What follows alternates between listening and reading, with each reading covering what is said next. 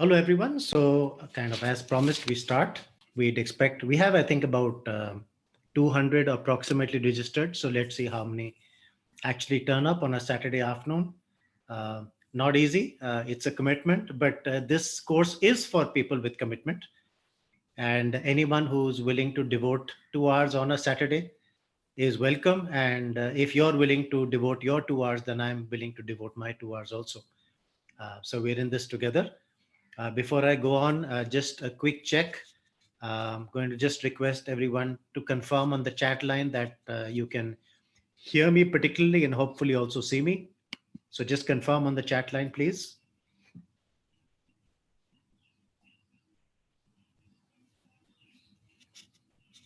Corona saying no audio, but the others are saying yes. So you'll have to figure out Corona, maybe a problem on your side. My team can hear me. I can hear myself on my monitor machine. And so just check on your side, please. Thanks, Rituraj. Thanks, everyone. So with that, we'll start off.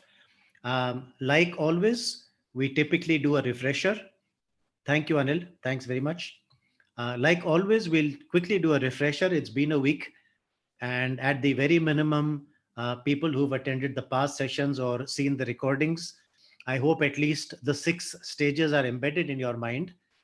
We, as we mentioned, there are different ways to talk about the 6 stages. The context is fundamentally the same. I have that mapping table, which I'll show you. And by now, I hope some of you can draw that table yourself. There's a request. Yeah. Okay. Yes. So I'll repeat that request. Kindly, there are still 14 participants on the Zoom channel. So please log out of Zoom and log into YouTube Live. I'll be taking the questions from YouTube Live. The reason we ask you to do this is we don't get the link of YouTube Live till we actually start the session. So it's difficult to provide you that YouTube Live session link 24 or 48 hours in advance. It happens only when we log in live. Hence, we're just requesting you to move from Zoom to YouTube, but we'll be taking the questions from YouTube. And actually, in about 15 minutes, we'll do a compulsory eject probably out of Zoom. So please go into YouTube. You have the link and log out of Zoom, please. As I was saying, like we've done in the past, good to do a quick recap. Today we are on stage 5, creating response and recovery plans. Sometimes this is known as implementation. So you see the diagram on the left, implementation stage. That's what it's referred to in the BCM methodology as per the BCI GPG. The previous stage was strategies. So we are now moving from strategies to implementation.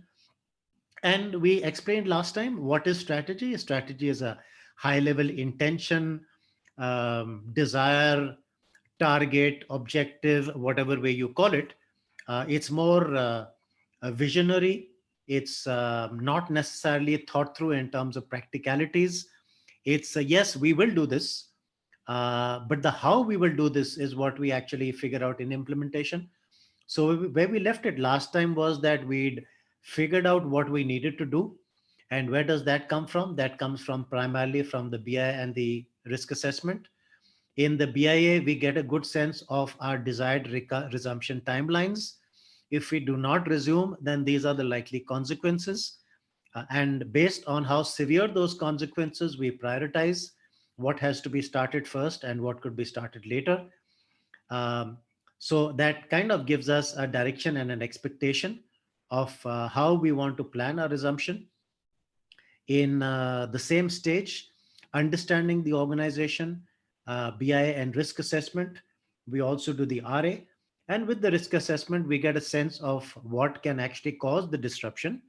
So the most unforgivable thing is that we knew there's a potential problem, that we did nothing about it. Certainly not acceptable. And therefore, what we try to do as we implement business continuity is actually try and make sure that the BCM problem doesn't happen at all. So let's try and prevent the continuity issue from happening. And therefore, prevention is better than cure. So if we can think what could actually create the problem, then hopefully we can eliminate the problem if possible, at least minimize if we can't eliminate, and minimize not just the occurrence of the problem, but the impact of the occurrence of the problem. So I used the example earlier of a goalkeeper in soccer. You don't want the goal to happen, so you put a control in place. You put a goalkeeper in place, someone who you feel is an effective goalkeeper. He anticipates well. He jumps all around. He can hit the ball and just divert it away from the goal. So we do everything possible to try and make sure that the goal does not happen. Similarly, in business continuity, we try and put in place appropriate risk treatments so that the problem that causes the disruption doesn't happen at all. So these are the inputs that go into the strategy phase.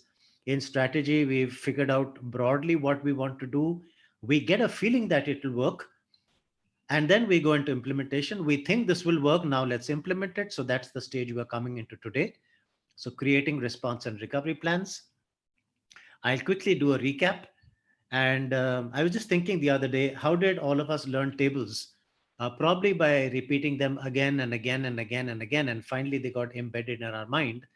Similarly, at the very minimum, I'd like to embed the 6 stages of business continuity in your mind. So at least if you go away with nothing else from this course, at least you go with knowing what those 6 stages are. And hopefully, if all goes well, you go away with also quite a lot of understanding of the content of those 6 stages as we are covering in these sessions. So quick recap. My background, I am a chemical engineer and an MBA in systems and finance, so span quite a few different areas. Started off in banking and financial services for about 15 years, 10 years with Citibank, 5 years with Standard Chartered in the UAE, Abu Dhabi, and Dubai, and head of Citibank's risk and audit review. So the audit team basically of the India office. And we used to partner with the UK office to cover all 32 countries in what we used to call CEMEA, Central Eastern Europe, Middle East, and Africa. So I was directly overseeing audit activities for Citibank in the Middle East and Africa uh, and India, and indirectly in other countries in Europe, etc. So I bring to, and even at that time, it's quite a few years ago, literally over 20 years ago, 15 years. Even at that time, Citibank had a separate vertical called continuity of business, which I believe they have even today. So even 20 years ago, of the 14 areas we used to look at as auditors, one of those areas was business continuity. So I've been fortunate that I've implemented business continuity as part of organizations. I was the BCM head and sponsor for American Express, at which time we went in for ISO certification for our BCM process, and we were told we were first in the world because there was no 22301, there was no 25999, it was just the ISO 9000. So implemented, audited, trained, consult, and we also provide a lot of support and advocacy on tools, implementation tools, automation, notification, etc. So if anyone is looking at enhancing your BCMS, making it more digital, making it easier to use, making it more reliable, and importantly, trying to make sure that the BCM is run by the departments and you as the BCM team only provide oversight, specialist knowledge, activity, advice. That's the way it should be. People in the BCM team should actually be the subject matter experts. So someone who wants to move towards that and make sure that the units do what they're supposed to, rather than typically pushing everything else onto the BCM team. Automation is a great way to make that happen. So we do the full range.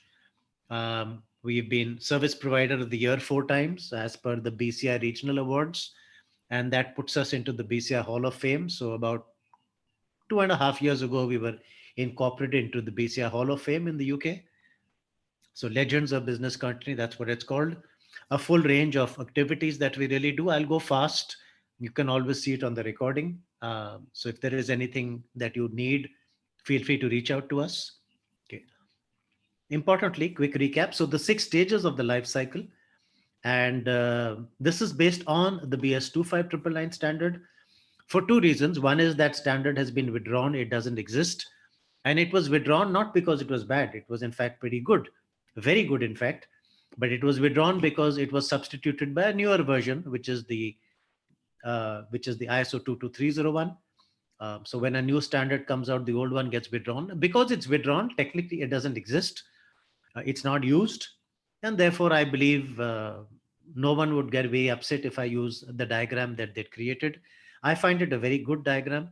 It's very effective in explaining the thought process, and that's what it's important. Once the sequence and cycle is embedded in your mind, I think you can understand it well, you can articulate it well, explain it to others, and it becomes a common language for everyone to use. So I quite like this diagram.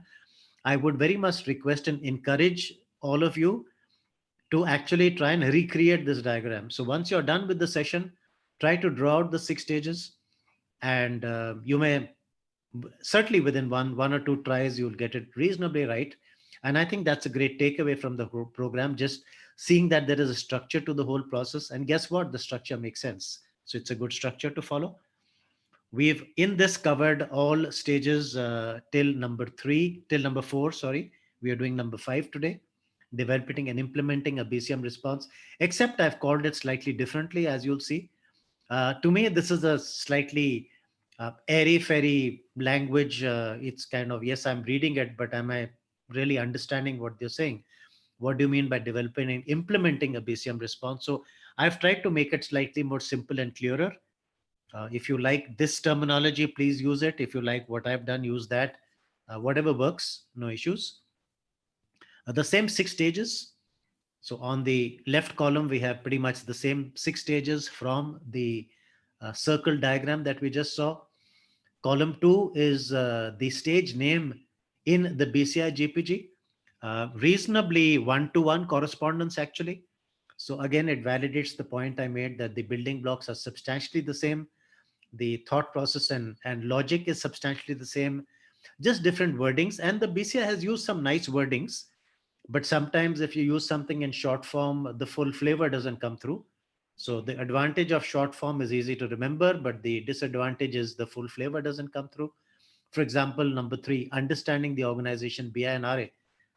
That's critical. Analysis, what is analysis? So I think a combination of both of them is good. Coming to today's one, stage 5, I've called it creating response and recovery plans. I find this a slightly easier thing to understand rather than what you have in the original circle, developing and implementing a BCM response. As I said, use what you like, whatever works, whatever you can remember well, good enough. They're all the same. And you have in the last column the clause numbers from the ISO 22301, which again cover the same activity. So they all map very well. What we don't have in this is the DRI 10 practices. At some stage, we can even map that. Again, the building blocks are the same. And therefore, my simple submission to you is don't bother about the school of thought. You want a house, all of them give you a house. If you're particular about one rather than the other, you have more faith in one rather than the other, no issues at all, go for that. It's all in the heart and the mind, and trust and confidence, and your mind is a big factor in that. But if you just want anything, you can use any of these methodologies, and I think they'll all substantially give you reasonably the same answer. Okay. So we've tried to keep it in this case general, not preach to any particular methodology, the BCI GPG, the DRI pen practices, the 22301. Just try and keep it simple in terms of the building blocks. And I like the 6 building blocks on the left. So that's the approach we're using here. Quick recap of what we've done so far. I'm going to go quite fast because we've recapped this already in the previous sessions. Stage 1, program management, 6 aspects to program management. So revise it at your leisure if you like. Recordings are available for now. They may not be available forever. We've kept them more as a courtesy to those of you who've attended in the past. You made us a specific request to have the recordings available, so we are honoring that request. And once we are done with this, we may then take off the recordings and kind of restart again with any other batch. So 6 steps to be kept in mind when you're setting up your BCM program. Once you've set up your program, you've got approvals, then it's good to explain it to everyone so everyone understands, appreciates the need, appreciates the value, understands their role, and importantly, is fully committed to support you in the implementation. So 4 aspects, A to D, to be kept in mind as you embed the BCM program. And point to just keep in mind is that embedding is not necessarily just a stage. The embedding activity may happen all along as you implement the program itself. So if it comes to, for example, training, you may do the training at every stage just before you implement the activity. So it's not that we necessarily train them in this stage and then just expect them to keep remembering that training as we go into other phases. A smart thing would be to do training just in time. So before you do the BI, do the BI training. Before you do a risk assessment, do the risk assessment training. Before they start creating plans, then take them through how to create a plan. Before you start exercising, take them through training on how to set up a good exercise and create an exercise plan. So training could be delivered just in time, but it's good to think through the entire training in the embedding phase, plan it out, indicate dates, communicate those dates, get budgets in place so that when you reach that stage, you don't get stuck. That's the intention of this exercise. Stage three, we covered it briefly, the BI and the RA. A BIA helps you understand what should be recovered and by when, assuming there's an outage and everything is down for the sake of argument. So, what should come up and by when, ideally, and how, based on negative impact to stakeholders, key stakeholders. So, what will create more of a negative impact? Let's bring it up much faster. And what will create less negative impact? That can come up slightly later. And risk assessment, let's try and prevent the disruption from happening at all. So let's do now any smart things that can help us prevent the problem. And even if it does happen, ideally it happens at a lesser magnitude, so we can recover from it, we can put it behind us and move on much easier. Once we've done this, we know what we want, we know the parameters have been defined, what's expected, what we like to do. Stage four, we design those recovery strategies and solutions. So based on what we'd like to do, let's create that framework. Let's put in place those possible solutions, analyze them, look at them from all aspects. And we looked at last time, you can look at it from the financial expense, from sustainability, in terms of operational ease, in terms of ability to control and monitor, in terms of renewals, in terms of reliability of your suppliers. You can look at it from various perspectives so that you choose an optimal solution, which gives you the comfort and confidence that your requirements can be met. And when you do have a disruption situation, the solutions you select will be fairly effective in being able to meet those desired timelines. Which brings us to today's phase, phase five, creating response and recovery plans is what I'm calling it.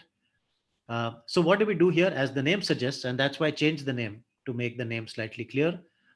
A key output of this stage is for the organization to define an incident response structure. Now that's a new term, and I didn't put that into the heading because I would say the structure is a means to an end. The structure really says if something went wrong, how would we manage it? I mean, what is the way to manage it? So let's define a process to manage it. Let's define how we will know that there's a problem. Let's define how we deal with that problem.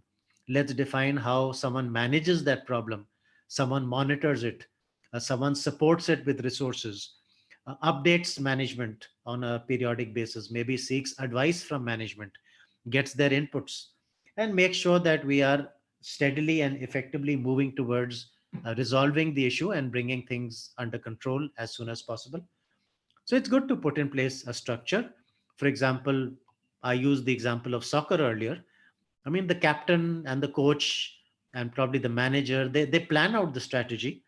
This is what we'll do. They allocate roles and responsibilities. They tell people to focus on certain things. You, number 10, you have to tackle Ronaldo. You take care of Messi. Two people take care of Messi because he needs more people. He's so good. You plan out the whole strategy. You kind of figure out who will do what. You figure out those teams. And importantly, you need to make sure that those teams have the required skills. So if there's someone who's supposed to tackle Messi, does he have the required skills to tackle Messi? So who's the right person? So that's exactly what we do also in business continuity as a concept. Define an incident response structure. How will we manage an incident in a generic fashion as a template? And then taking that template for individual situations, maybe individual scenarios, different facilities. This is how we'll implement this concept here. This is how we'll implement this concept in another location. or in a different scenario. In those cases, who are the right people? What skills do they need? How do we need to train them? How do we make sure they work collectively together well, effectively? And of course, even eventually, even test and exercise that structure. So, purpose of this incident response structure is to ensure that the organization has a clearly documented and well understood mechanism for responding to an incident, regardless of its cause. So, it starts off as a generic approach and template, and then as we fine tune it to certain scenarios, it will become more specific with real skills and real people and real names. And then, of course, practicing that and testing it so that effectively we do have an effective team working together. It's not that in real life we thought it would work well, but these two people hate each other and there's no way this is going to succeed. Then what's the point of doing that? So let's think through this in advance so that when we activate it, it works well. Ideally, the response structure would be simple and quickly formed. You don't want something so complicated, so difficult. For example, people from across the world in different time zones, need to mobilize them, need to check their availability. You may lose a few hours even in having the first call to understand what the issue is. So the response structure should be simple, quick, and quickly formed. And for example, in one of my previous organizations, we had a principle that any two people, for some reason, if the rest of the people did not arrive or could not be present, any two people reporting to the CEO could together take a decision on his behalf. And he'd given us that authority. I trust you. You're my one downs. That's why I trust you. And you are my one downs because I trust you. Otherwise, you won't be here. Someone else would be here. So if I'm not there, no problem. Two of you can take a decision. And I confirm now that the decision has my okay. So anything that you do in good faith, two people together, I will back it up. As simple as that. So keep the structure simple and quickly formed. Intention: enable the organization to take control and contain the incident.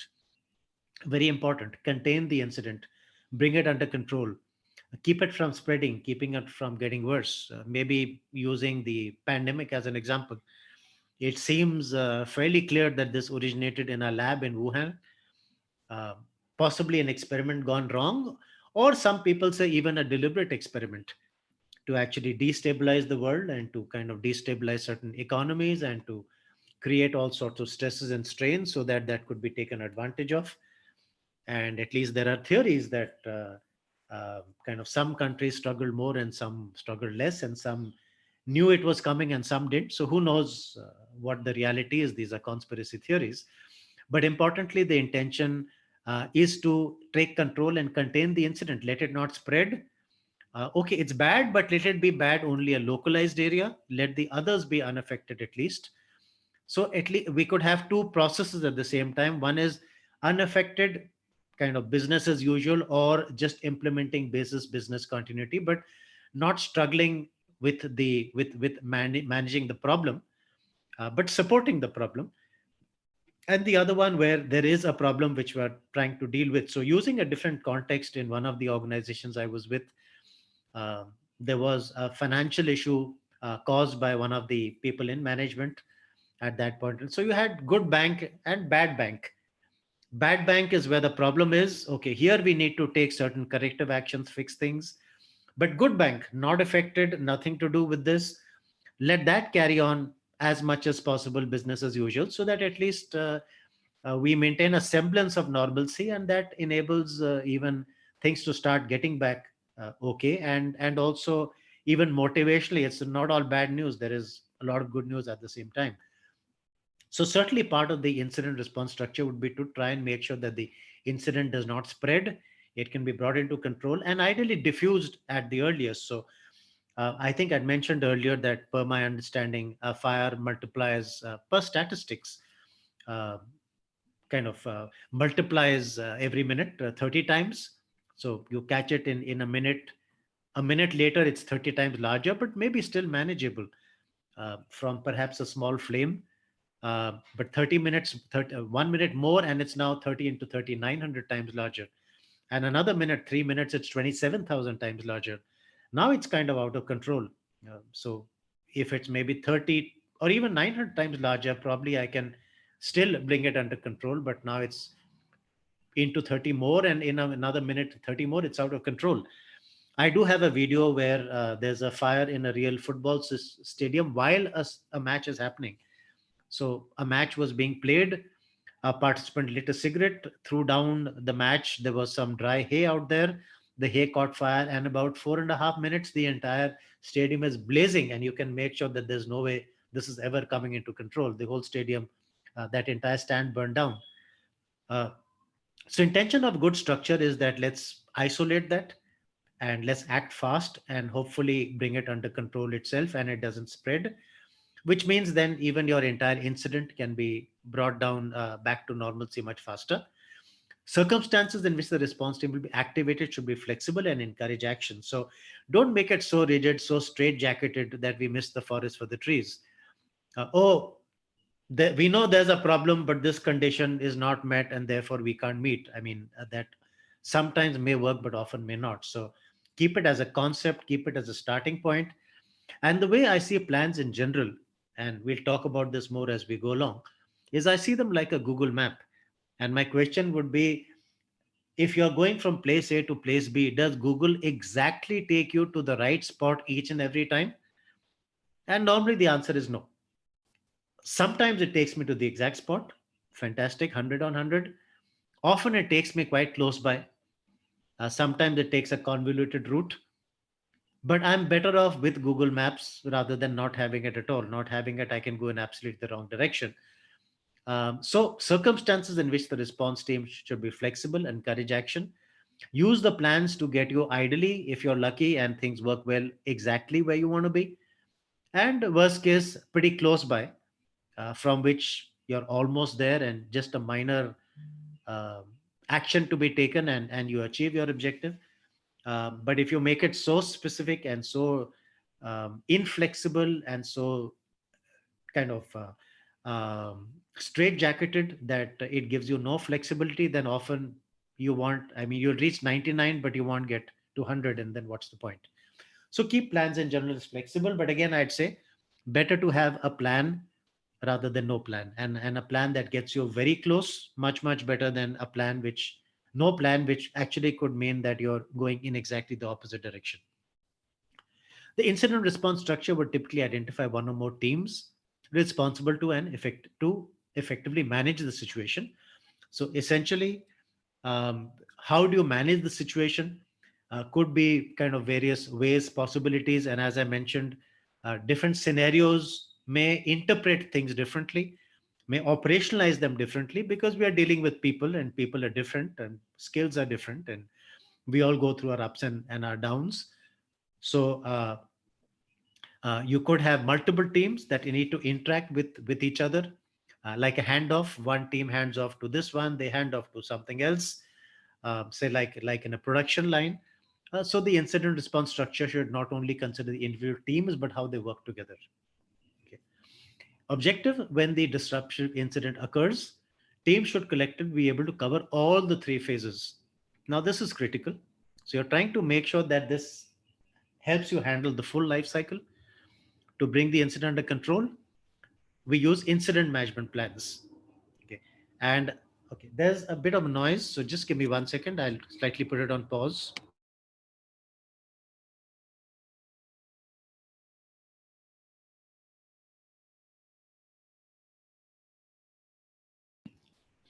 Okay, so I checked the chat line as I was speaking, and I just want to remind you that if you have any questions, keep putting them on the chat line by and by, and I'll periodically stop and try and address them. So, three critical activities to be achieved, almost like three phases, and it's almost like phase one, phase two, phase three. It's, I would say, three parallel activities running, but kind of there's a small lag between all of them. First thing typically is incident management, trying to bring the incident under control. And I think even earlier I used the example of a fire. So if a fire is broken out, obviously you need to manage the fire, try and bring it under control. If you're lucky, it's small, maybe you can snuff it out there and then, um, through just cutting off the oxygen, use an appropriate fire extinguisher, even a kind of sometimes, if it's a small thing, then there and then isolate it and manage it. But if it gets out of control, of course, then you need to do more things like the civil defense or the fire brigade, etc. So certainly an immediate activity would be to bring the incident under control. And pandemic is again a good example. At one kind of stage, you have the health issues that you need to manage and the social distancing that you need to do. And at the other end, kind of you also are planning forward and saying, okay, what else do I need to do? How do I then start getting back to my delivering my key products and services? Which brings us to point B. So second phase often may kick in little bit after the incident management. If you have prior notice, then perhaps you can kick off both together. Otherwise, incident management may start first for the very simple reason that if incident management goes well, you may not need to activate business continuity. So you would often activate incident management, but you would activate business continuity only if you need to, if you feel that incident management will not help kill the problem in time, then you may need a business continuity response. But if you're effective and fast in your incident management response, then you may finish the issue there and then and not need to activate business continuity. Just with a slight gap, you may restart things. So often phase B may not start immediately along with phase A, but at least what you would maybe kick off immediately is planning for phase B. So there's a possibility that I may need to implement my business content response or recovery steps, and let me at least be ready. Let me communicate to people, okay guys, there's a problem, we may need to do this, and I'll let you know in some time, say 10 minutes, half an hour, etc., as the case may be. So at least they have a heads up. At least that heads up saves you a bit of time. They can start thinking about it, kind of wrapping up, being ready, little bit go slow, not take on a new activity, because if they do, then they're stuck. They have to finish that. So you can start your business continuity preparation along with incident management, but you may not always activate business continuity unless you need to. Objective of business continuity to be able to continue and start recovering your urgent and time sensitive activities. Okay. So incident management, managing the incident, and the document I would like to call incident response plan. Multiple names for this actually, but I want to focus on the word response here because you're responding to the incident, and the concept here is that you're trying to bring the incident under control, being the fire. And using the same example of the fire, the document there could be called a business recovery plan. And I'm purposely not calling it business continuity plan because that often is a generic term. All of these together could be called business continuity plans. But if you look under them, there are slight differences, and we also have a slide on that slightly later. So just to keep it different, I want to emphasize the word response for incident management, and I want to refer to the word recovery for business continuity to bring up the key products and services. So objective of the BCPs uh, of of the recovery plans is to enable continuity and recovery of the urgent and time sensitive activities, which means prioritized activities, not everything. You could do everything, but you don't need to do everything. You don't need to bring up something now which you can easily afford to allow to be not up for the next 7 to 10 days. Say budgeting, it's right now the second of the month, and my financial reporting, let's say that happens on the 25th. So why do I need to bring up financial reporting today? I don't. So let me not spend time on that. Let me only spend time on what's really important, because that's what is needed now. What's needed later, I can figure out, I can spend time on later. So concept of business continuity, align your availability of resources to the activities to be done, or rather the other way around, align the activities to be done to the resources available. If you have limited resources, only take on limited activities, ignore what you can. That way you have a better chance of being able to do well what's really really important. So that's the concept of business continuity. So let's say you have got a fire situation, fire has broken out, there is a problem, we have evacuated, we don't know how bad it is yet, we don't know how long it's going to take to come to be brought under control. At the same time, you may as well now start doing your business continuity preparedness for restarting activities. Supposing your timeline is 1 hour, and already we've covered RTO and MTPD and MAO in the previous session on understanding the organization. So I'm purposely going to use that term, technical term, and if you are not so sure about it, please go back and revise. So let's say your RTO, your MTPD is 1 hour. You must recover in 1 hour. You don't want to take more than 1 hour. More than 1 hour puts you in the danger zone. So maybe you may say, okay, if I don't get clarity in the next 10 minutes, then we'll restart our recovery activities because they're going to take some time also. But if we are told that within the next 10 minutes things could be back and we can restart, then actually we don't need to implement our recovery, and right now we'll do nothing. So we are just going to be ready. We are going to talk through it, plan, but actually start implementing those activities only 10 minutes later if need be. So that's phase 2. And phase 3, eventually back to 100% business as usual. So you've implemented I will at send least, something to Anna. Make she send. Oh, make sense, please. just mute please everyone. So simple. You go give her man. Simon, if you can just put anything on the chat line if anyone has something rather than speaking for now. Thank you.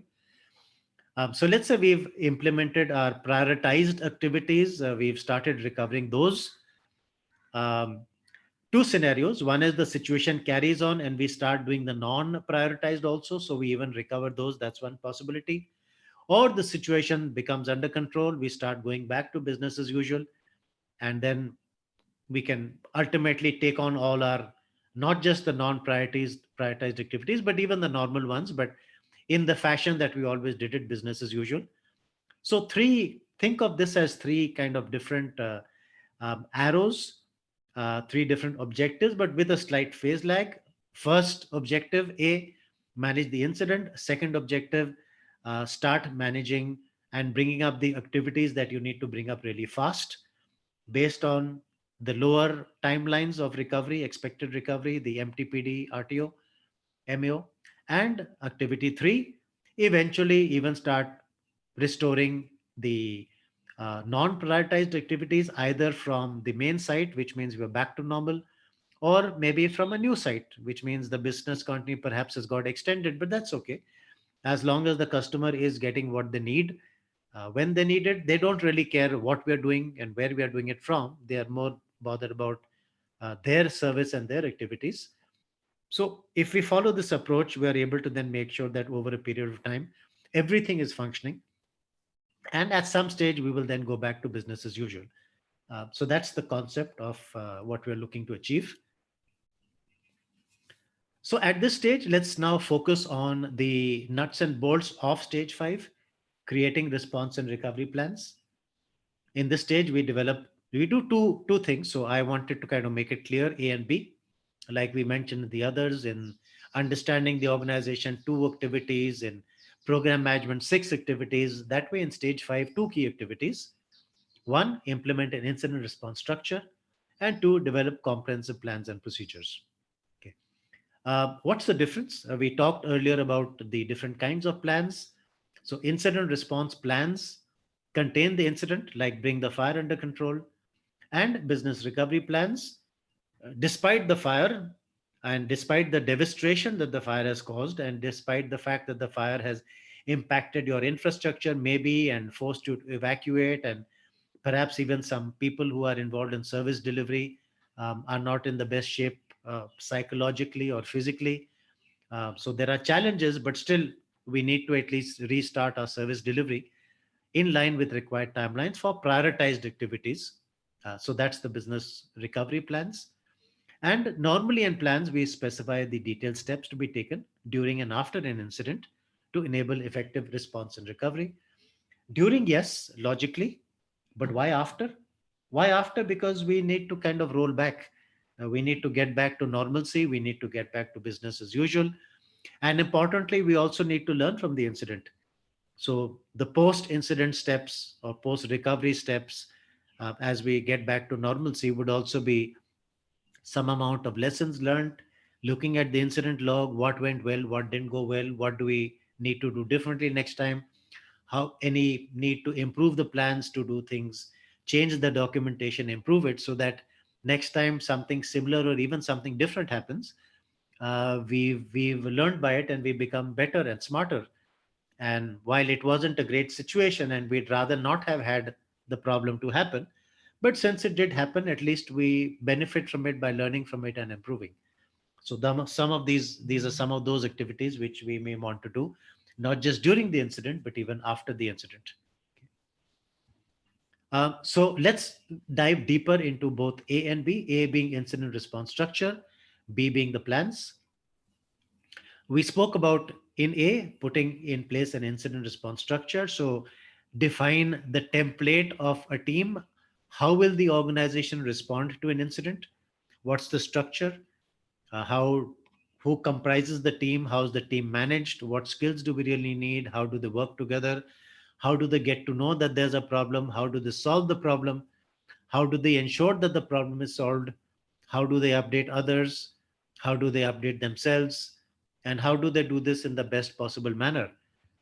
So we are most efficient and effective rather than, as the English phrases, running around like a headless chicken and not knowing what to do and where. That's kind of really not the right way to do things and almost certainly guaranteed to make things worse and to create more confusion, needless confusion. So good to have planned this out in a structured manner, have allocated those roles and responsibilities and authorities. And we did speak in program management about roles, responsibilities, and authorities. Excuse me. And in program management, we'd also defined certain roles. And we'd said that these are various roles that will be required in the BCM program. And one of those roles was incident response personnel, people who will be involved in actually taking charge of the incident and managing it and bringing it under control if and when it did happen. We also, in program management, talked about skills and competencies. And we realized that for each team that you really have, each scenario that you have, you may realize you don't have the competencies right now. But the good thing is you realize that you don't have it. It's good to know what you don't have, as long as you can then act on that and do something about it. So if we did not do this advanced analysis, we may have a real situation and figure out we don't have a clue what to do. And that's a pretty bad position to be in. At least by doing this in advance, we can know that we have a skills gap or a knowledge gap, and we can try and fix that knowledge gap through specialized resources, through people who know, who've been through it before, who have a better understanding, consulting, training, create some procedures, practice them. So if the real situation happens, we have a much better chance of dealing with it smartly, as it should be dealt with and appropriately. So collectively, the teams that have been set up as part of the incident response structure must have an appropriate management framework in terms of who's doing what and responsibilities and authorities and reporting, and also the technical competence. As I said, I mean, if it's an earthquake situation, do you have people who understand what should be done in an earthquake situation? If it's a flood, if it's something else, do you have people who understand that? So let's make sure that they have the technical competence. And if they don't, then get them that technical competence. And that's what we spoke about in phase two, embedding. And we did make the point that in embedding, you figure out what you may need. You maybe get budgets in place, but you don't necessarily provide that training there and then. You provide it when it's needed. So this would be a good opportunity to provide that training, that we've created the plans.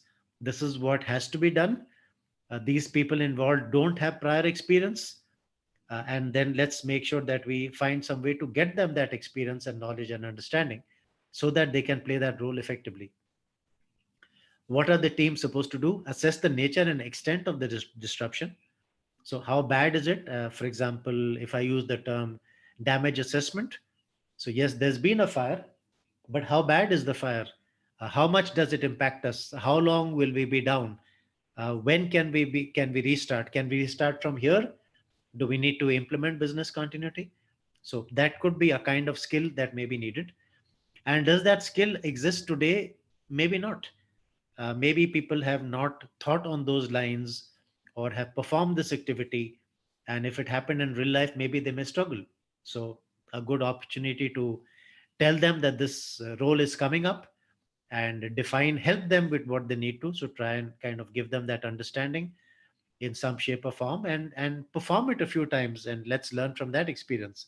So, hopefully, it gets to a stage not in the very distant future. Well, they can say, yes, I think now I can do justice. If I was involved in a damage assessment, I think I can do a good job. So this prior planning and this prior decision making helps us get to that stage. Another example of a skill that you may not have today is salvage. Yes, damage has been done to assets, so kind of they are not usable right now, but some of them can be rework them and salvage them without too much time, effort, at least as a stopgap. So the new machine we need will take 2 months. By the time we order it, we place the order, they make it. We need to manage for 2 months. So can we salvage and rework the existing infrastructure, machines, take this from this machine, take this from this machine, and out of three damaged machines, we managed to create two that are able to do the job. That's what we would call salvage. That's again a skill that you may not have today. So these are some examples of new skills that may be needed, so that if you did have a business continuity kind of situation, something going wrong, at least you are able to then do what is necessary to start resuming your activities and delivering the services within the reasonable timelines, signed off timelines, which typically we would call MTPD worst case or MAO, and RTO is your target resumption timeline. Priorities, what should be done first, what should be done next. And normally, life safety is the first priority. So, kind of human life is invaluable.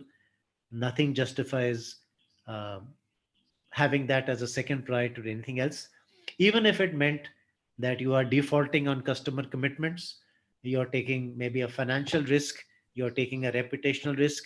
Even then, you would probably give priority to life safety and kind of humans more than anything else. So that's almost a kind of absolutely unwritten rule, which I think is universally accepted. But important to reinforce that that you should expect the organization to back you up if you put life safety above something else. Monitor the effects of disruption and the organization's response. So, yes, something has happened. It has multiple ripple effects. And to give an example, um, for some reason, if there's a sustained power disruption, then what is the effect of that? Yes, you don't have power, your machines are not working. Maybe you can go manual, but without power, that probably means the AC is packed up, and with the AC being packed up, probably the office is quite stuffy and getting uncomfortable. Many offices don't have windows anymore, and with no power, even if you did, let's say the AC packed up, for example. Let's say you have power, but the AC packed up, and the AC packed up, you have power, but at some stage the data center starts heating up, and therefore IT will have to be shut down. So lots of effects of the disruption, not just the starting point, but then often they have their own ripple effects, which you need to keep your eye on, and accordingly the organization response may change, may need to factor in those new developments. So till this happened, we are doing this, but now that this has happened, we need to do something else. So teams may need to monitor that and ensure, guide their actions. And I'm purposely using the word guide. Again, the same point, that does Google Map get you exactly where you want each and every time? I mean, literally, you can almost close your eyes and kind of sign in blood that this will happen. No, the answer is um, it will often get you, usually get you pretty close, sometimes bang on track, but sometimes it may not. So use the plan as a guidance. For example, if it comes to how do you handle uh, sustained weather event, major rainfall, downpour, tropical storm, something like that. If it's very mild, maybe the response is different. If it's very sustained and absolutely overwhelming, then the response would be different. So you probably can't have always follow the plan in exactly the same way, but at least the plan is a starting point and it provides you guidance. And you may need to change that guidance as the situation changes. These people are available, I can do this. These people are not available, I can do that. So use it as a guidance. So allow the plan to guide your actions, including those for activation, operation, coordination, communication, response. Various words there. Activation, formally doing that activity, getting management sanction that we are doing this. And I had mentioned earlier in the previous session that treat it like maybe an important turning point, and you have two choices. You either take a U-turn or you go straight, but the next U-turn is 10 kilometers down the road. So you better be sure, is this the right U-turn? Then definitely you should take it. But if this isn't and you turn too soon, then maybe you have a 20-kilometer needless uh, distance to be traversed, and importantly, the time taken to traverse that. So maybe half an hour, 45 minutes, whatever it is, and you're going to lose that time. So you better be sure. So take management approval, give them your intention, get their okay, get their validation. Two heads are better than one, and there's a good chance with that validation you now have more clarity. Is this the right U-turn? Should I be turning here, or uh, am I better off taking the next one? Both have their pluses and minuses. You turn too soon, that's a problem. You turn too late, that's a problem. You want neither. You want to do that exactly on time, correctly each and every time. So take approval for activation. Operation, make sure you're monitoring the operation, coordinating, controlling it, and importantly, communicating it. There are times when we do everything, but we don't communicate, and the other person doesn't know what we were doing. They go and do something else based on wrong assumptions. It creates all sort of chaos. So communication is a very critical aspect of this whole exercise, and we also have a slide on that coming up in a while. And critically, as part of incident response structure, at some stage, as we said, you then need to keep in mind that probably you may exceed the timelines, and therefore you should activate a business continuity now, because most probably you will not be able to manage the situation within time, and therefore your key stakeholders, interested parties that you care about, will start getting upset if their service delivery is not done. So at some stage, you need to take a very quick go no go decision in terms of activating business continuity. The example I gave earlier, we need to restart in 1 hour. Okay, we are ready. We know what we need to do, but we'll wait 10 minutes. In 10 minutes, if we are told things are okay, then actually we don't need to do all of that. We just go back into the building and we start and we're okay. But if it takes more than 10 minutes, we don't have clarity, then we may choose to activate business continuity just to be sure, because whatever happens, we don't want to exceed the timeline. And if we do, then someone somewhere in our interested parties that we care about will be very upset. And we don't want important people to be upset. So if you're not sure, maybe we'll invoke business continuity just to be on the safe side. And lastly, communicate with interested parties, authorities, and the media. Who are those interested parties? Actually, when we do our consulting, we come up with a list of almost 40 plus, somewhere 40 to 50. So there could be 40 to 50 different categories of people that you could choose to communicate with, to keep informed. And within those categories, many of them would have 10, 15, 20, 100, 200, 300. One of the electronics companies that we'd consulted for, they had 300 suppliers. So their communications list had 300 people to inform and contact. That will vary from client to client, but importantly, make sure that you inform your interested parties, authorities, and media. These are mostly all external, but critically, some of them will be internal also. Employees, probably kind of regulators, even though regulators are external, maybe partners, your service providers, could be some other interested parties that we need to keep informed. Hey guys, there's a problem. Please be ready with this. Most probably, we're going to need this. And this is our recovery timeline. And please make sure that you don't let us down. Make sure that you do provide your necessary service within the next 15 minutes, because certainly that's going to be required for us to meet our timeline to our customer. So good to let your internal interested parties also know and be on standby, so that you don't lose further time as and when you need to implement your solution. We'll take a break in about 5 minutes. So if there are any questions, let me know.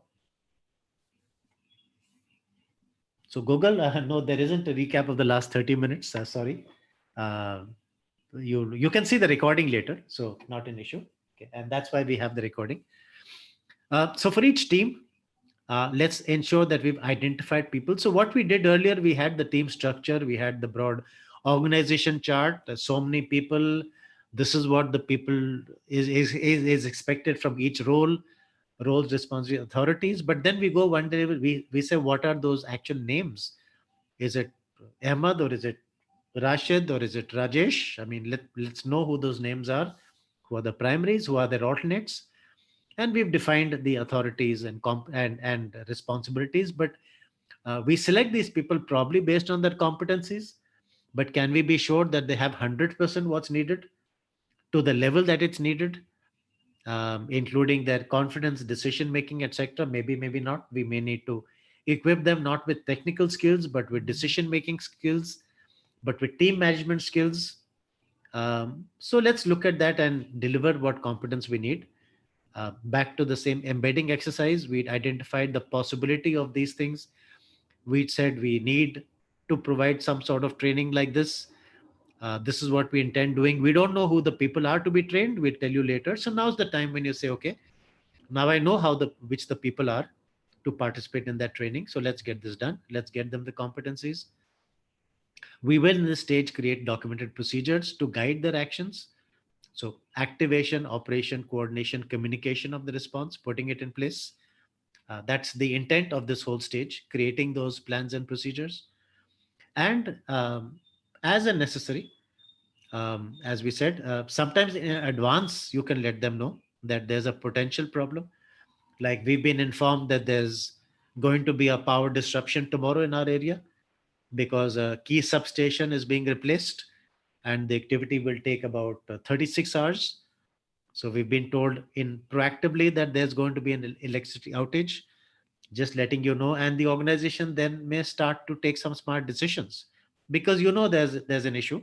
You may as well address that issue and do your best and try and minimize the impact. So sometimes you may inform your interested parties so that they at least they know, and if they know, they'll also support you in that, not needlessly create chaos, kind of try and be gentle on you, and kind of working with you. Oh, okay, there's a problem. Oh, fine, okay. I mean, let me know how I can help. So generally, people are quite helpful, and by involving them and by letting them know, we respect them, and they in turn respect us back. So it could be a smart thing to do to actually let them know of any potential issues and specify any actions to be taken for the next 48 hours. If you can please do this. If you have something, contact so and so. We request you don't do these transactions for the next 48 hours. We can make requests and they may or may not agree, but nothing stopping us from making requests which we believe are fair and reasonable, and ensuring appropriate coordination and communication between teams, and not just teams but organizations. So partners, civil defense, local authorities, many of them may be also involved in the whole process. So let's even keep them in mind as we put together our incident response structure. So with that perfect timing, we finished with part A, incident response structure. Part B will come to plans. Um, Almost exactly kind of 1 hour into the session from where we started, couple of minutes to go actually. So I don't see any questions here at this point in time. I'll give it, say, about a minute. And this is a good time to take a break. So we'll first give it a minute. And if there are no questions, then we'll start with our break, about 10 minutes. And either way, we'll restart at about, say, 15 minutes from now. Uh, but let's, well, so I won't say 15 minutes from now, maybe 12 minutes from now is when we'll restart. And so let's do that now. Let's restart 12 minutes from now. Kind of go ahead and take a break.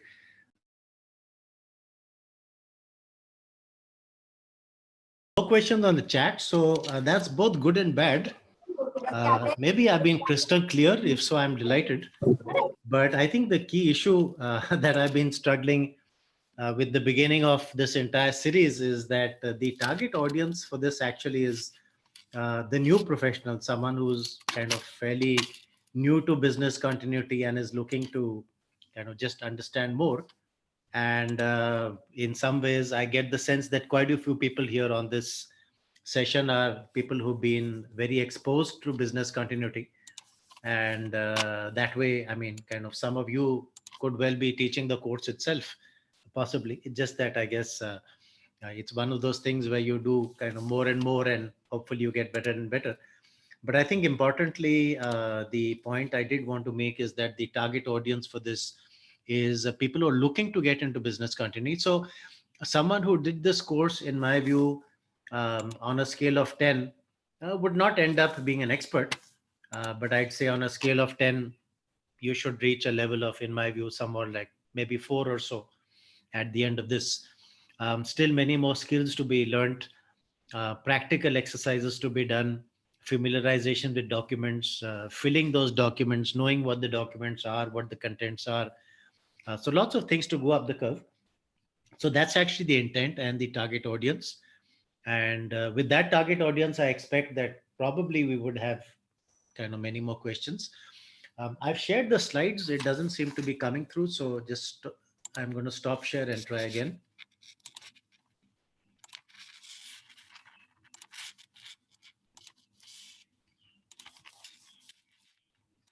So in that sense, I would say that this kind of validates my thought process that probably most people on this are fairly exposed to business continuity, and that's good. I'm happy for you as long as kind of you feel you're getting something out of it. No issues at all. But in some ways, we started this off more as CSR for to develop a pipeline for the community, and that was the basic intention. That certainly we've seen a lot of BCM focus coming since the pandemic, and kind of lots of jobs opening up, people looking at hiring, and the intention here was to try and build up a pipeline. Certainly for some countries like the UAE, for example, Suzanne, as you know, business country is mandatory. And a lot of people are now asking for it, not just in the larger organizations, but in the smaller and medium sector. So as more organizations are insisting on their suppliers to be business continuity ready, a lot of demand coming from there. So the basic intention here, target audience for this course was young professionals, BCM coordinators, people who are not yet BCM coordinators, really the entire organization, who've not formally been exposed to business continuity. If anyone has interest, students, young professionals, that's the main audience. So kind of very happy to have all of you. No issues. We had about 200 plus registered. So I guess quite a few have chosen their Saturday sleep, perhaps in preference to this. So perfectly all right, no issues at all. And kind of there's a phrase in my language that the tea is as sweet as the sugar you put into it. So whoever puts more effort, hopefully will get more out of it, and whoever doesn't will get less, and that's okay. To each his own. But at least once you're done with the sessions, if there are others in your organization who you feel uh, would be willing to spend some time on their own to just kind of go through this, increase their learning. And for me, being from the BCM community, the icing on the cake would be if it started resulting in more people taking this up as a career, getting more interest, wanting to get skilled, kind of wanting to join your teams and organizations. So you have a choice of plenty. To me, that would be a fantastic situation. So that's what kind of I'm trying to work towards. And let's see, it's a collective effort. If we all push hard enough, hopefully things will happen. Okay. So thanks very much. Restarting now, we can kind of, I can now see the slides we're back on. So go quickly forward to where we were when we stopped. Okay. So this is where we were. Develop comprehensive plans and procedures. Okay. So part A, um, create an incident response structure, that if an incident did happen, if something did go wrong, what would we do? How would we do it? How would we manage? That's certainly the key objective. And part B, create comprehensive plans and procedures. So let's have something quite clear and detailed. Okay. Question to my team. Yes. Okay. Yes, I was not seeing it on the YouTube, but now it's come, so we are back on track. Uh, so part B of this stage, the key objective is create plans, and importantly, let's keep in mind that this is the first. Till this stage, actually, you've done a lot, but you really have nothing usable. You've got a lot of information. You have some analysis. You know things more better now than perhaps you did earlier. But at the end of the day, what can you do with it? Probably nothing. The key objective of business continuity is that when something goes wrong, I now know what, not just what I want to do, but how I am to do it. So I have a plan, I have kind of detailed procedures. So this is actually the first key takeaway of the entire usable takeaway. The rest are stepping stones. BI is a great exercise, but and it helps point you in the right direction. It helps you know what you should be doing, but you're still at the should stage. Risk assessment tells you that these are the things that can go wrong. So you're still okay at the knowledge stage, but where have you moved? Where has the needle moved? Where have you raised the bar? So this is actually the first stage where you're coming up with something tangible that can be used. Okay. So part B, develop comprehensive plans and procedures. Um, Difference between them, just a fine line. And I won't even get into that from the point of view of this session. I would probably treat them as generic almost.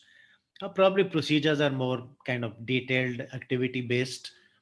Plans maybe having slightly more of a structure, a heading, a topic, an objective.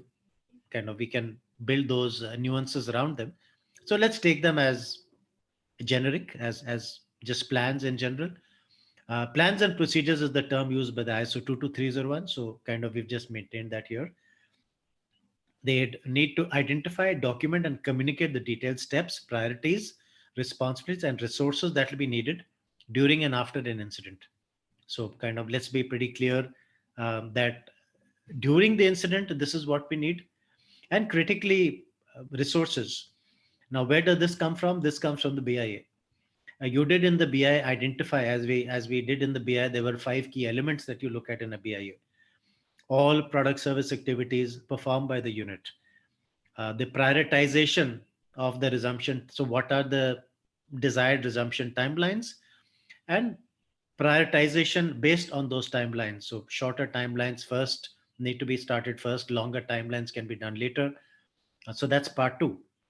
Figuring out the restoration priority of those product service and products, activity, services delivered by the unit, uh, prioritized by the shorter resumption time, part two, the point two. Number three, delivery of the BIA, interdependencies, inputs and outputs. What do you get from someone else? What do you deliver to someone else? Logically, they cannot start before you do, because they need the input from you. If they don't get the input from you, probably they can't do their activity. So that has to come up after you, and conversely you needed something from someone else that has to come before you. So number three is interdependencies. Number four, vital records, key information. If I don't have this information, I can't perform this activity, like in a bank, credit limits, or interest rates, margins, spreads, things like that. And number five, vital critical assets, infrastructure needed. If I'm a manufacturing entity, I mean, I can't manufacture if I don't have those machines. So when we talk in this slide about resources, detailed steps, that's easy. Has to be done. How do we do that? A good starting point is our existing standard operating procedures, SOPs. We have a certain way of doing things now. That's a good starting point. And that starting point may change if we don't have certain resources, or if you're doing it from a different place. So we can modify that, but a good starting point is our regular process. So detailed steps, priorities that we've defined in the BIA. This should be done first, this should be done later. And even to do those, you may need to do certain things. So if I want to get climb Everest and I need to get to base camp, there are many things I need to do even before getting to base camp. So that determines our priorities, responsibilities that's been allocated, responsibilities, authorities, roles have been allocated, competencies have been determined, training has been provided, presumably, and resources from the BI we know. So we've actually got all the information that we need at this stage, and what is required during and after the incident, even what may be required before the incident, but that's already kind of factored in into, as you recall, when we did the stage three, we talked about risk treatments. So treat, transfer, tolerate, terminate. What can we do in advance to kind of manage the situation in advance? So those are things that we're doing in advance, but when the incident happens, that's when many of these plans kick in. Objective being to maintain or restore operations at the pre-identified levels. So if our worst case resumption timeline is 1 hour, and maybe our target timeline is half an hour or 45 minutes, what you need to ensure that worst case within 1 hour we restart, and ideally we restart within half an hour to 45 minutes, whichever is our RTO. So that's our objective. Different types of procedures that comprise business continuity plan. So I think this is important. It tends to be sometimes confusing, many different terminologies floating around out there, uh, all kind of reasonably generic, but some have some specific applications which are slightly different. So while they are all broadly referred to as BCP's, business continuity plans, and that's also the verbiage that you have in the ISO 22301, I'd say there are refinements under that generic term, and overall objectives, applicability, purpose, and slightly different. Okay. Uh, I divide them into two different varieties. I'll call it response and recovery. And to me, those are the key issues: response and recovery. Response is basically about managing the incident, trying to bring the incident under control, and as we saw earlier, uh, mitigate it, um, uh, stabilize it, prevent it from spreading. So that's the response part, using the example of the fire, and recovery, being able to restart the product service delivery. And I would say that's a key distinction that business continuity brings in. Many organizations are great at the crisis management part. So about ability to manage the incident, yes, fantastic. Excuse me. But they may not always have thought through in advance what are reasonable resumption timelines. So what should be done, and by what time they must make sure that their product service delivery is resumed, so that any interested parties, key stakeholders, are not very negatively impacted. So that's a good thought process to be done in advance. So let's remember that the plans are catering to these two different kinds of objectives: one, to contain the incident, and two, to restart the activities. So I have kind of just called them different names: incident response plans. Now, these typically are the staff functions. So, for example, who manages a fire? Probably facilities, premises, admin, depending on what kind of the names are of those departments in your organization. A cyber incident, IT is down. Typically, IT would manage it. People are impacted. HR would typically manage it. So, all of these by chance are staff functions. So, normally, incident response plans are the responsibility of staff functions, with the line functions supporting it. And the purpose is to respond to the incident and bring the danger under control, minimize it, eventually kind of finish it off, situation over. Business continuity plans about resumption, about restart of activities, are typically the response of line functions. So who's responsible for me to restart my department? I'm responsible. It's my department. I'm an operating department. I'm a line function. So BCPs are typically are rather business resumption plans or restart. Uh, Typically the responsibility of line functions, and purpose is to restart delivery of the urgent activities within the timelines RTO, MTPD, MAO. Critically, if we do that, we maintain the trust and faith of our interested parties, and if we don't, then they get upset and maybe they start thinking, why are we dealing with this entity? And if we do this too often, they may stop dealing with us and go somewhere else, which is not what we want. uh, One specialized plan. So we talked about various types of plans, and under the generic term business continuity plans, we have two broad definitions: response and recovery. Crisis communications is a specialized plan about just talking and keeping people informed. Okay. I've kind of over time come to the view that probably crisis management is equally important, if not more important, than the crisis management itself. I can be doing all the right things, but if no one knows I'm doing the right things, then kind of the environment has taken a negative view and gone and done some things that make life even more difficult for us. So, for example, if you don't tell people that there's a problem, they'll all be flooding you, writing to you, calling your call center, maybe create so much of traffic that your IT goes down. that just makes matters worse. So why don't you just communicate? Be smart. Let them know that look, there's a problem, and we believe that we would be able to fix this the next time.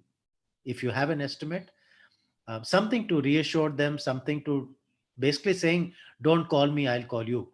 Uh, so kind of with that, with good crisis communication, they give you the breathing space, and importantly, they support you. Often when we've had such situations, the interested parties are 100% supportive, but they need to know that you found them important enough or you respect them enough to keep them informed. That's important. So crisis sorry, so this should say one specialized plan is crisis communications plan. uh, a crisis management plan will come to also in the next slide. So crisis communications objective is to maintain how and under what circumstances the organization would communicate, with whom, with employees and kind of emergency contacts, people who need to be kept informed. Procedures must enable both internal and external communication to relevant interested parties. What do you communicate? Or rather, what do you put in your procedure? What to communicate, when to communicate, with whom to communicate, how to communicate. What's the mode, method? What does this person like? Is it a phone call? Is it an SMS? Is it an email? Can you just leave a voice message? Do you want to go meet them face to face? What do they expect? You may have to tailor your activity to what is the reasonable expectation of the other party and how much you respect that other party and their wishes. What do you do with the information? So you've told them something, receiving, documenting, responding to come to questions that they may have.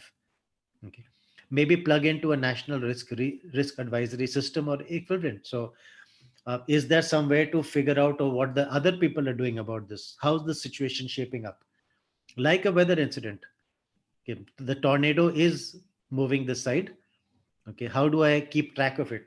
Oh, great, it passed us. It's not going to hit us anymore. Fantastic, good stuff. So at least let's be plugged into that. Okay.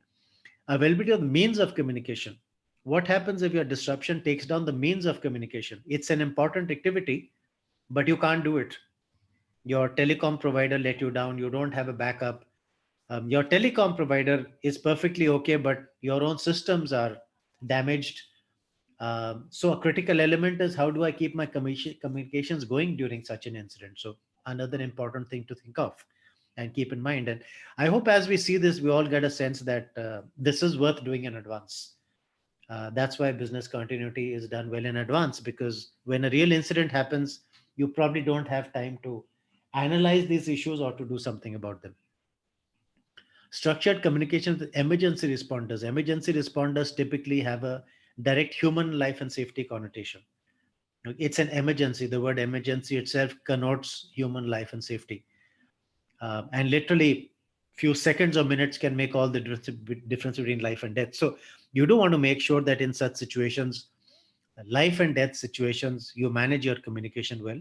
So have some good plans for that, maybe some backup plans. Details the media response. If it's a public issue, if you're a public entity, if you did need to communicate on a mass scale, you may then need to kind of use the media. Or it's so prominent that the media is going to ask you anyhow, and you need a proper reply, a professional reply. So keep that ready. How would you handle media queries? What do you say? What do you not say? When do you see it? Do you reach out to them? Do they reach out to you? Good to think these things through. And we also have later in kind of a mention of a media response plan. So the communications plan would be for various entities, but you could have a more specialized response plan for media itself. Uh, and typically, you would expect that the media response would then be across the board to the entire community, nationally, internationally, as the case may be, because it's out there.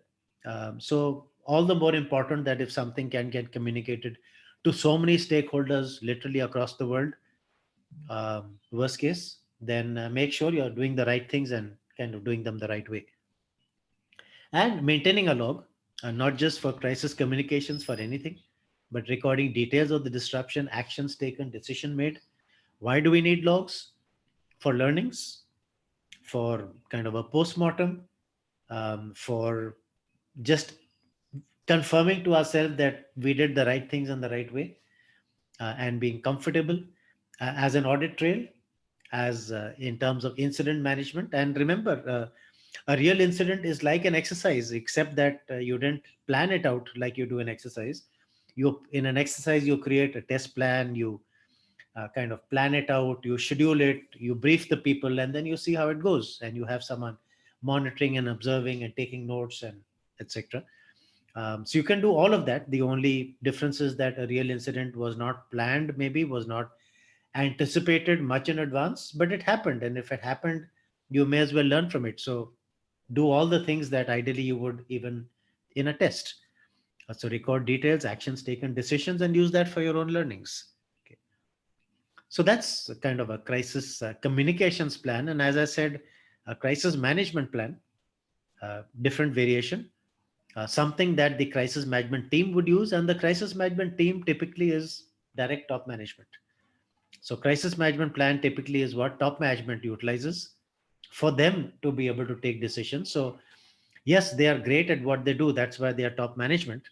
But they probably reach the top management stage because they are masters in their own individual domains.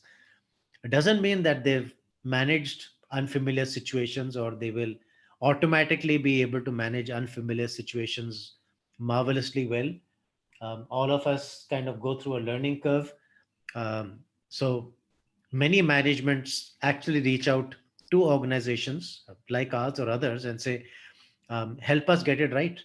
So help us create a formal crisis management plan, kind of help us go through it a few times, training, familiarization, following it, and then let's try and get the comfort that the crisis management plan helped structure our thought process, our response, and helped us manage situations more effectively. And normally you will need this for unfamiliar situations. If there's something that you've done so many times and you know at back of the heart, you really don't need much expertise on that. It's kind of it's second nature for you already. But something new, something unfamiliar, something complex, something that can have a very high negative impact or consequences, those could be things where certainly you need some structure as to how to approach it and how to do it correctly. So that's again a good document and a variation or specialized variation of a plan. And some other examples: emergency response plan to handle human life and safety situations, disaster recovery plan to make sure that your IT can restart within and give you help you meet the desired timelines. Media response, we spoke very specialized crisis communications, but directed to media specifically. Evacuation, uh, just the process of making sure that if there is a danger situation, we evacuate and protect ourselves. Cyber security, just some examples, and there could be others. So these are all different specialized plans under the overall umbrella of business continuity plans, BCPs.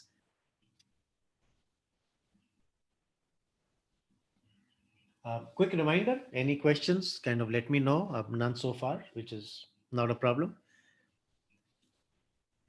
In general, plans and procedures must be specific. So you can't just say kind of uh, activate business continuity. That's kind of a very high level statement. What do you mean by activating business continuity? How do you activate business continuity? Who has to do what? So you may need to be fairly specific, because if you leave it too general, then everyone's waiting for everyone else to do something and no one does it. So be quite specific. And active voice, not passive voice. Passive voice would say the bell should be rung. Active voice would say so and so should ring the bell. Uh, Ahmed should ring the bell. And who's Ahmed's backup? Harun. So if Ahmed's not there, then it's Harun who does it. So Harun. So Ahmed knows, Harun knows, and kind of they know where the bell is. They know what is to be done to ring it, and kind of at least from that level of specificity, you can actually practice and do it in your real exercise. So be specific regarding the immediate steps that are to be taken. If this happens, do this, do this, do this, and uh, so and so will do this. Not just do this, but who will do it. And sometimes the plans even contain absolute timelines. So this decision should be taken within 10 minutes. We sometimes put that into our crisis management plan, that this decision by management, it requires a response by management within 10 minutes. Otherwise, the team is waiting for management to respond, and management takes 2 hours, and kind of we miss the whole timelines. So be specific who has to do what by when. Be flexible. The plan, remember, is a starting point. It's a Google map to get you reasonably there, almost there. But you may sometimes just need to change that target destination. Things have changed. Let's not do this. Let's do that. So be flexible. Start the plan as a starting point, which should be changed if necessary. And who agrees to those changes? The relevant people within the organization, management, so to speak. So maybe kind of just not on your own thing unless you're the absolute big boss, but with consulting relevant people. Don't hesitate to speak up. Don't hesitate to voice an opinion, and surface it to the right people, and hopefully you'll get a smart answer collectively. Um, Focus on impacts of disruption. So as we spoke of fire, it's not just that there's a fire, it's what other damage will the fire cause. So kind of focus on the wider incident. Um, Manage the impact through implementation of appropriate solutions. So if this happens, what would I do? And again, two types of impacts as we looked at: response impact and recovery impact. Response, managing the fire and its impacts, and recovery, how do I restart my key product service activities? Which of them has to be restarted and in how much time? So two parallel thought process happening at the same time. Therefore, kind of plans in real life may not always follow the plan, but at least your documented procedures provide you guidance. So it give you a good idea what's to be done, kind of, and how. Okay. So thanks, Anil. Uh, no questions, which is good. There was a question. Thanks, Suzanne. There was a question on the Zoom line, and Mr. Rachuri, if you don't mind, do please log into the YouTube. Uh, there is the link, and we'll kind of just send it away as we speak. But I think you do have a question about testing of the plans, and actually, Mr. Rachuri, we are going to cover that in the next session. So in this session, we are covering plan development, and the next session uh, will be testing and exercising and validation. But as we speak right now, Mr. Ruchuri, I am not kind of going to be monitoring the Zoom line too much. So you and anyone else on this line, Rajesh and others, please do log into the YouTube, because that's the one we'll be monitoring in terms of questions. And I've just sent you the link. So kind of you can do that. And I hope everyone, yes, has got the link. So please move to the YouTube. Okay. Collectively, the plan should contain details of actions that the teams will take. So who has to do what, and not just at a team level, at a person level. So it's not just the team has to do it. That's too high level. It has to be so and so has to do this, so and so has to do this, primary and backup. Details of actions that the team will take in order to continue recovery activities within the predetermined timeframes, and monitor impact of disruption and the organization's response. Again, a good reason to do this in advance, because you simply cannot agree at the last moment what those timeframes are. This is a critical activity. It's going to require lots of decisions, lots of people involved. In fact, often a BI takes about 2 to 3 months.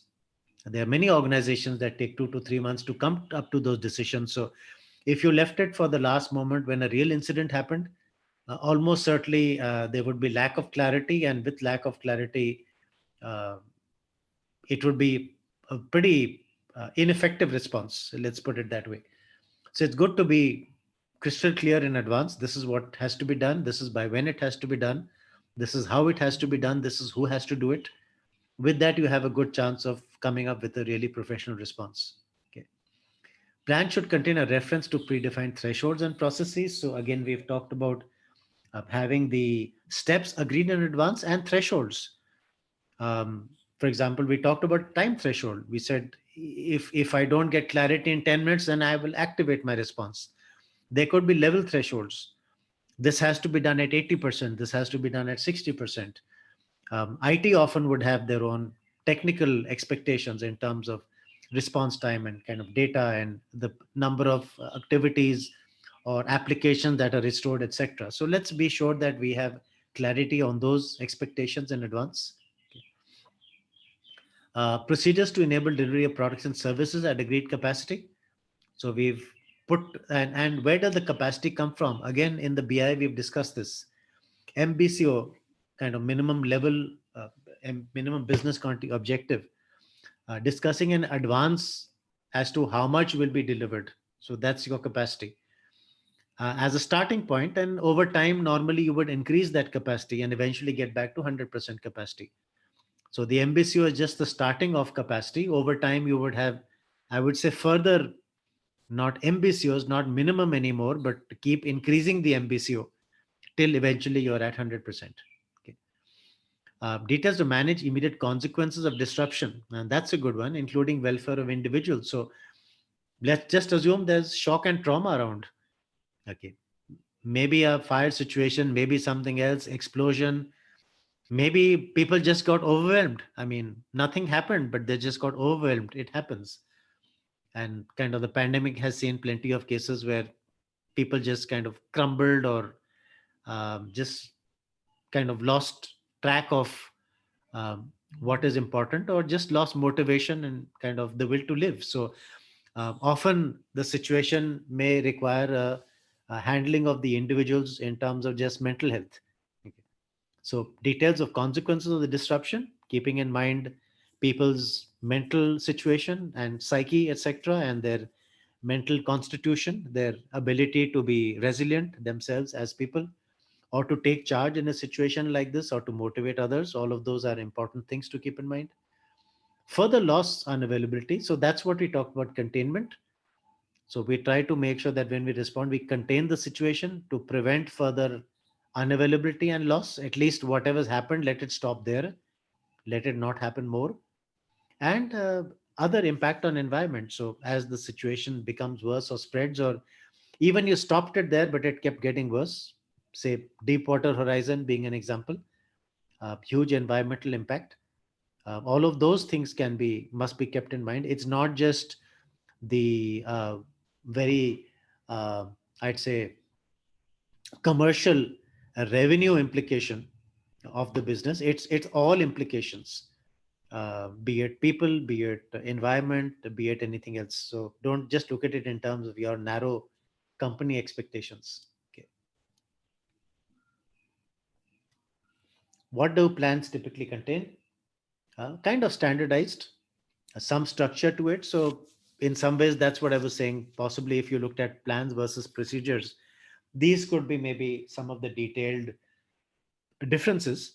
That a plan has much more. It's a more formal document. It's kind of broader, has a purpose, scope, objectives, who's doing what, roles, responsibilities. Probably the procedures, third one, action to implement the solutions. Perhaps those could be deemed to be procedures. So that's more kind of action oriented. What has to be done? How does it is it to be done? The rest could be slightly broader. So perhaps if we said plans versus procedures, this could be one of the differences. Supporting information to activate. So not just do it, but when to do it, how to do it, at what level to do it, any KPIs, any kind of metrics to be achieved, things to keep in mind. How's it to be done? What machine has to work at what speed, at what capacity, what is the delivery expected. It's good to have all that information so it's complete. Dependencies, again, kind of where you're getting inputs from, where your outputs are going, the resource requirements. Uh, what do you need? It's a machine. I need raw materials. I need an operator. I need the plan diagrams, the technical specifications, so that we can do the right things. Importantly, reporting requirements. So who do we keep informed? When do we keep informed? How do we keep informed? How does the reporting requirement change from a normal situation? Usually we do this. Do we do exactly the same, or more or less? Would the expectations change over time? So good to be clear on all of those. And last one, process for standing down. Often not done very well. Not often. That maybe that's unfair. Sometimes not done very well. So kind of reversing, going back into restart, and to uh, rewinding the activities almost. So getting back finally into the way business as usual was before you started doing it. So process for standing down, for agreeing to stand down, that okay, now we are bringing this to a close. The business, the situation is now normalized, and now let's kind of roll back to how we were initially. Often the rollback is not very well done, and then the rollback itself creates problems. Everything was great till we were implementing business continuity, and now that we are disbanding the thing for today, we are rolling back into the main situation, we got that wrong. So again, something important. It's like kind of when the show is over, uh, is everyone fully committed to doing everything right so that things are back again? Maybe when the show's over, we are also happy and ecstatic, yeah, yeah, it went well, that we may not always focus on what next. So rollback is an important point, standing down, to be kept in mind. Plans should be concise, easy to read, action oriented, so keep them simple. We spoke in incident response structure that the structure should be simple to implement, easy, fast, and same thing for plans. If you did have to implement a plan, would you be happier with a checklist, 1 or 2 page checklist? Would you be happier with maybe a diagram and a flow chart so you can just follow that flow chart and be clear? Or would you like a 1000 page thick document to go through and then understand what's to be done? So almost certainly, if it's long and complicated, you probably even won't get it read it the first time, let alone in the real incident you won't even know where to go. Okay, in these 1000 pages, which is the applicable page for now for my current situation? So kind of the larger and the thicker it is, it certainly may look very impressive, but also it looks typically quite daunting, and you put it aside and you say, yeah, when I get time, I'll read it. And of course, kind of time never comes. So again, try and keep plans concise, simple, easy to read, action oriented, maybe flowchart based, maybe in the electronic environment, even easier, that you can go directly to that part with the hyperlink, not plow through the whole document one by one, and good to translate that also in a hard copy kind of environment. But keep things simple, action oriented, so that they can actually be followed. Okay. Couple of things which I didn't have on the slides. Question that normally come up: is it one plan or is it multiple plans? My advice: plans should be more or less mapped to the ownership. Um, so, who owns the plan? By ownership, I'm saying who is responsible to ensure that the plan is workable, and directly responsible, not indirectly at a very high level. Technically, the buck stops with the CEO. So maybe the CEO can be owner of each and every plan, but we all know that almost never will the CEO, on a hands-on basis, go through that plan and kind of follow it step by step and ensure it. That's a much more operational responsibility. So not even kind of certainly at a department head level, but probably even a sub department head level process or a sub process level. So to me, the number of plans is kind of equivalent to the number of people who have to ensure that that plan works, on a taking ownership for the full plan, only that plan and not others. So whatever is in my direct area of authority, I can take responsibility for. That can be in a plan, be it one or multiple. So across the organization, you typically do have multiple plans because each one is owned by different people, and by owning it, they then take responsibility to make sure that it's updated and maintained and can be used and gives the right results, and any improvements are built in. So that's a kind of very discrete unit by its own. If I have one person in holding all of this, almost kind of always that person will have such diffuse responsibility, and probably a backlog also of maintaining everything, that ultimately no one's really owning it. Would not make sense. So kind of keep the plan ownership tight and at the typically department or sub department level would be my suggestion. Um, so testing plans we've covered. We will do that in detail in the next session. How many times a plan is successful in the case of disaster? Okay, Rajesh, that's a question on Zoom. Uh, I think the definition of success is a difficult one. I mean, how would you define success? Everyone may have their own view of this was successful or not successful. Hitting a nail on the head Okay, that's kind of good success. I'd say use the pandemic as an example. Probably there may be very few organizations that may say things work perfectly. In the pandemic, we had everything in place and it worked brilliantly, no changes at all. And next time we will do exactly the same thing. I think there would be hardly any organization that would be saying this. Most of them are saying, look, we had plans for pandemic situations, but kind of we hadn't really tested them and maintained them. And therefore, when it happened, we did need to do quite a bit of rework to make them live and applicable. Now, would you say that's success or not success? On one hand, you can say, no, it didn't work perfectly, so that's unsuccessful. On the other hand, you can say, but did it help you get close to the target? Was it a good starting point at least? Something's better than nothing. So, so I would say kind of the word success is a bit difficult to define.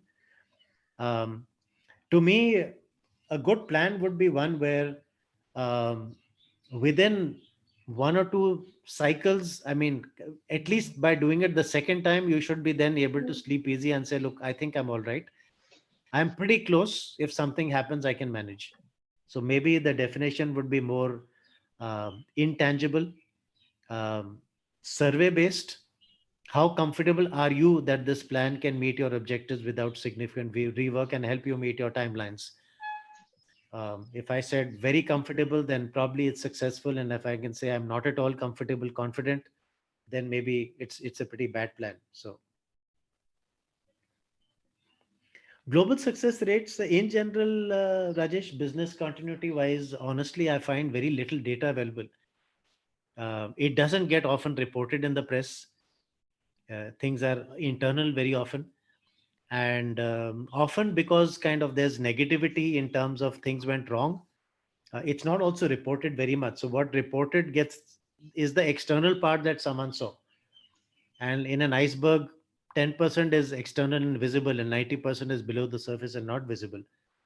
So my sense is that people prefer to not talk about the 90% and kind of try to be present a more professional picture than reality. It's only when you know the inside story, that you can actually put some attribute or figure to that, how successful, not success it is.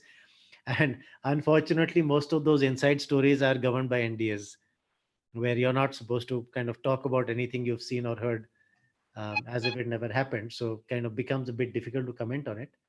But I mean, I would say just to my concluding statement would be something's better than nothing. And you'd rather have a plan that at least gives you the peace of mind that you can get reasonably close. I'd rather have that than have nothing at all. And when a real situation happens, have to totally start from scratch. And almost certainly, it'll take me much, much more time to figure out what to do than even to do it. So any chance I had of doing things right within the timeline are almost gone if I don't have a plan. So I'd rather have one, even if not a great plan, rather than have nothing at all. That's kind of what I'd say. A question from Anil or a comment? Correct. Valid point, Anil. And that was my point. So kind of what defines success.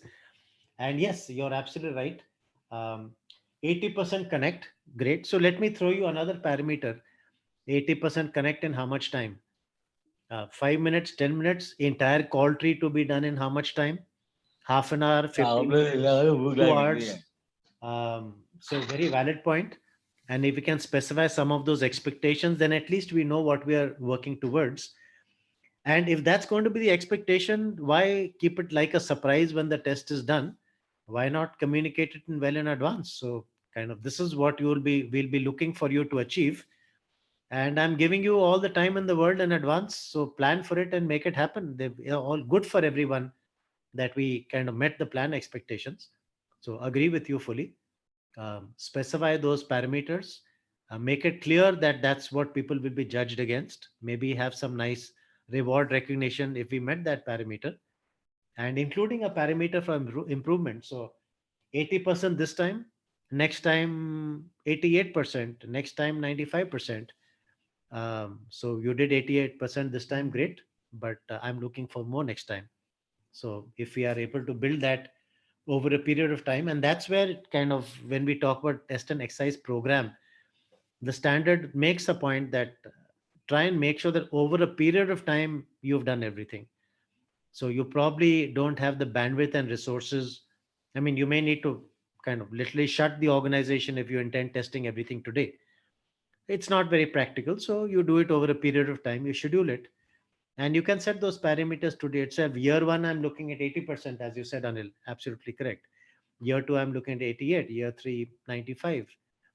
So by the end of 3 years, we believe at we are at 90, we should be at 95%. Okay, great. Then, I mean, we can keep improving other things as we go along. Anyhow, we'll kind of save that for testing and exercising. So almost at the 2 hours, kind of 1 hour, 58 minutes right now. Any other comments? Otherwise, we'll kind of close it for now and see you at the next session.